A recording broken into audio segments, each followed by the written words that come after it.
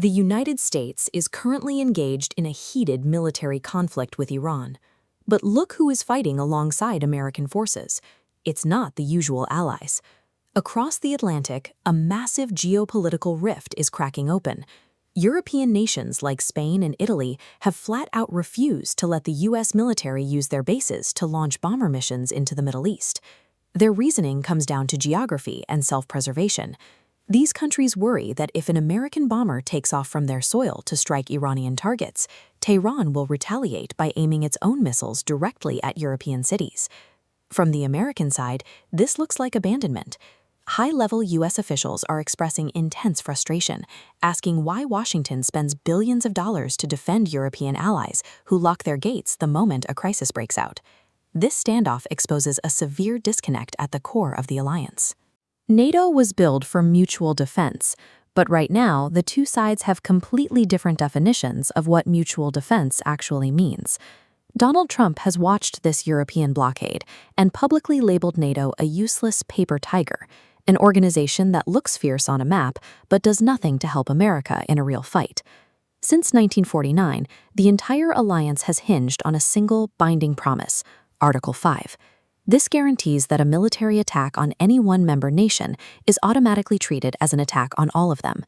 Because the European allies are refusing to support the Iran conflict, Trump has threatened the ultimate retaliation, completely pulling the United States out of the North Atlantic Treaty Organization. If an American president follows through on this, it instantly collapses the security architecture that has kept the West relatively stable for 75 years. But there is a massive legal roadblock standing in the way of a unilateral withdrawal. It's called the National Defense Authorization Act of 2024. Looking at this diagram of the U.S. Senate chamber, the law strictly requires a 2/3 supermajority, or a separate act of Congress, to approve a NATO exit.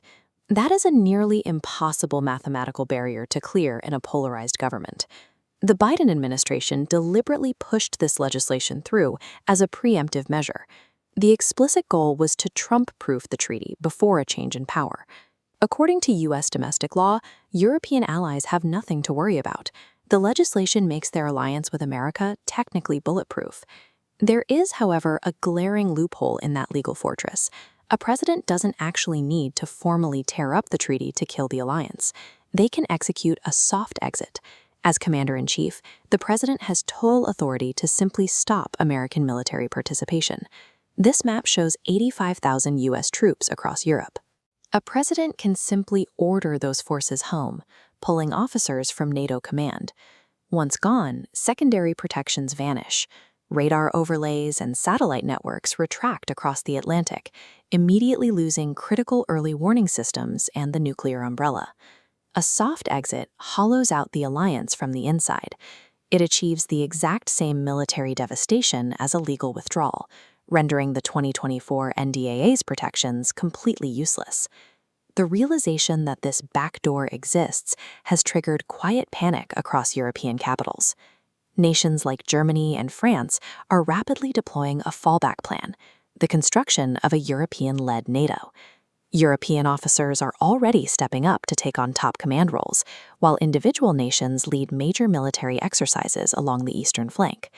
Several governments are discussing the return of mandatory military conscription to rapidly boost their troop numbers. Europe is no longer waiting around to see if America will formally withdraw. They are actively restructuring their militaries under the assumption that they will soon have to fight entirely alone. There is one clear geopolitical beneficiary to this transatlantic divorce: Vladimir Putin. Decoupling the United States from European defense has been Russia's absolute top strategic objective since the height of the Cold War. If that American buffer is removed, the eastern flank becomes highly exposed. Border nations like Poland, Lithuania, Latvia, and Estonia would be left facing a massive military power with a fraction of their previous deterrence.